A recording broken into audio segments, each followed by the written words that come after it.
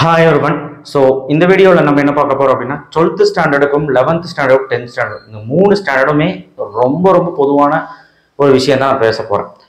அதுக்கு முன்னாடி நம்ம சேனல் புதுசாக வர மாதிரி இருந்ததுன்னா கண்டிப்பாக சப்ஸ்கிரைப் பண்ணாமல் பண்ணிடுங்க. அண்ட் இந்த வீடியோக்கு ஒரு கண்டிப்பாக லைக் போடுங்க. நிறைய பேர் பார்க்குறீங்க ஆனால் சப்ஸ்கிரைப் பண்ணுறதில்ல, தயவு செய்து பண்ணுங்க. அண்ட் வாட்ஸ்அப் சேனல் லிங்க்ல வந்து ஜாயின் பண்ணுங்க. என்னன்னா டெய்லியுமே நம்ம வந்து ஸ்கூல்லேருந்து வந்துடுறோம், நம்ம வந்து உட்காந்துட்டு டியூஷன் கிளாஸஸ் போகிறோம், அங்கேயும் போய் விளையாடுறோம்.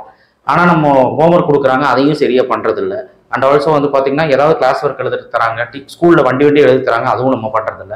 சைட் பை சைடு ஏதாவது படிக்கலான்னு பார்த்தா அதுவும் படிக்கிறது இல்லை. ஆனால் போர்ஷன்ஸ் பாட்டுக்கு நடத்திட்டு போயிட்டே இருக்காங்க. மெயினாக அந்த 12th ஸ்டாண்டர்டுக்கு போர்ஷன்ஸ் வந்து மேக்ஸ் இல்லைனா 2-3 சாப்டர் முடிச்சு போயிட்டே இருக்க. 3ஆவது சாப்டர் ஃபிசிக்ஸில் ஃபர்ஸ்ட் லெசன் பெருசு, செகண்ட் லெசன் தேர்ட் லெசன்லாம் என்ன பண்ணுறது, அதாவது அதை முடிச்சு போயிட்டே இருக்காங்க. ஆனால் நம்மளால அது வந்து அவங்க ஸ்பீடுக்கு ஈடு கொடுத்து படிக்க முடியல.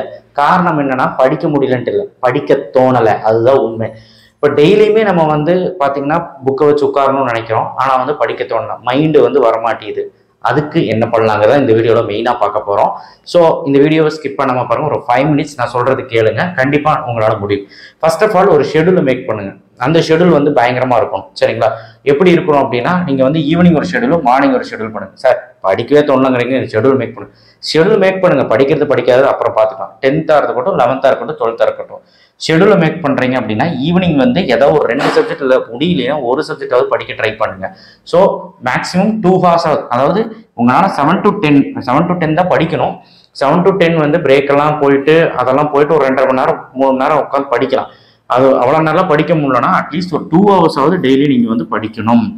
இல்லை அப்படின்னா என்ன ஆகும் அப்படின்னா, கண்டிப்பாக நான் சொல்கிறேன், அடுத்த பாருங்க ஜூலை ஃபர்ஸ்ட் வீக் ஆயிடுச்சு, அடுத்த ஜூலை லாஸ்ட் வீக் மிட்டம் வந்துடும், இல்லை ஆகஸ்ட் ஃபர்ஸ்ட் வீக் மிட்டம் வந்துடும். மிட்டம் முடிஞ்ச உடனே சுட சுட குவார்டர்லி வந்துடும்.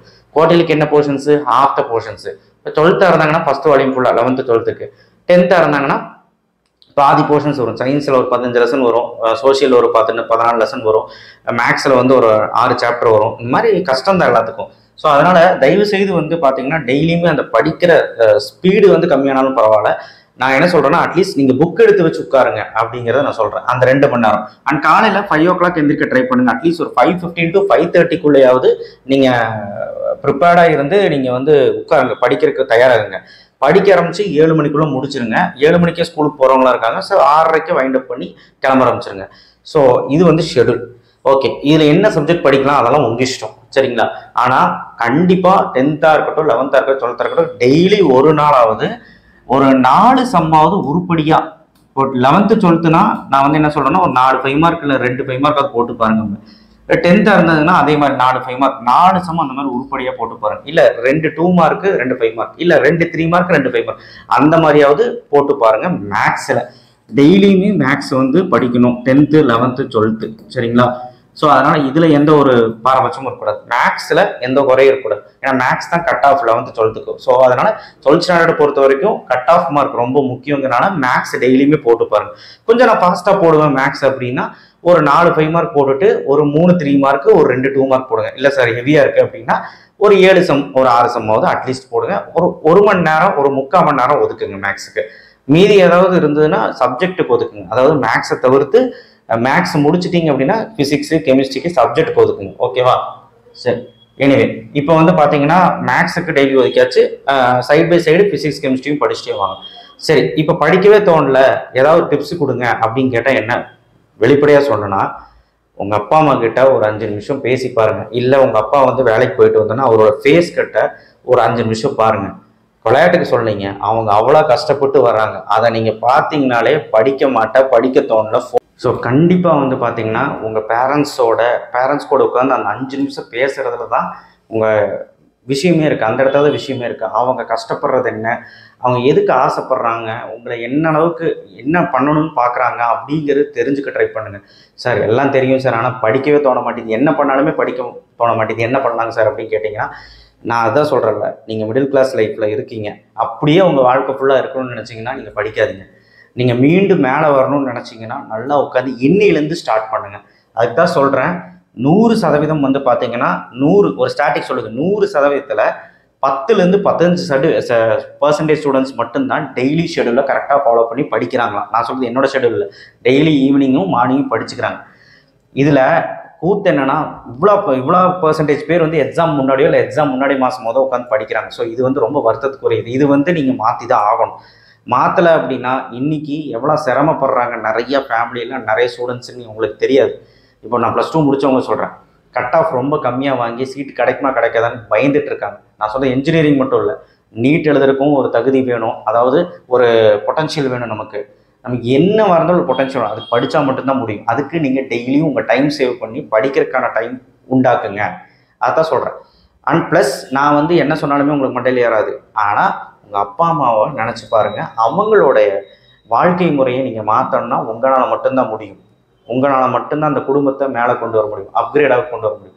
மிடில் கிளாஸாக இருக்கிறவங்க, லோவர் மிடில் கிளாஸாக இருக்கிறவங்க அப்பர் மிடில் கிளாஸாக மாறணும், இல்லை அப்பராக மாறணும், இல்லை மேலே நீங்கள் வந்து இன்னும் பணம் சம்பாதிக்கணும், உங்கள் குடும்பத்தில் ஒருத்தராக வந்து உங்களை மதிக்கணும். அண்ட் ரெண்டாவது வந்து சொசைட்டியில் உங்களுக்குன்னு ஒரு பேர் இருக்கணும். அப்படின்னா கண்டிப்பாக நீங்கள் வந்து நல்லா படித்தாதான் முடியும். இதை நான் வந்து அட்வைஸ் எல்லாம் சொல்லலை, வேணும்னா படி. நான் யாரையா தப்பாக பேசியிருந்தால் மன்னிச்சிருங்க, ஏன்னா இதுதான் உண்மை. அண்ட் டெய்லி வந்து பார்த்திங்கன்னா ஷெடியூல் ஃபாலோ பண்ணும்போது மேக்ஸ் வந்து 4 சம் டெய்லி வந்து 4 சம் போடுற மாதிரி பாருங்கள்.